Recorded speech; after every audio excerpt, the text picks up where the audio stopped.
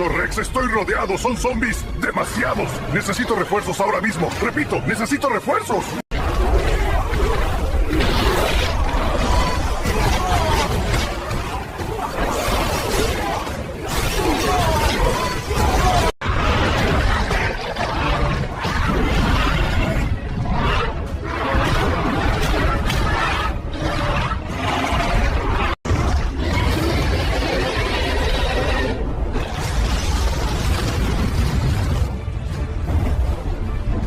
Podán.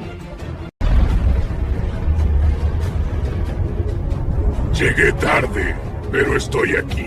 ¿Qué ha pasado aquí? ¡No puede ser! ¡Te mordieron!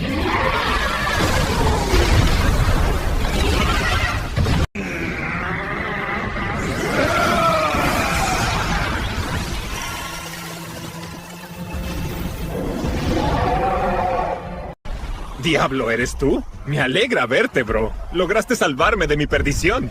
No es nada. Déjame que te ayude a destrozar los zombies. Buen trabajo, mi niño.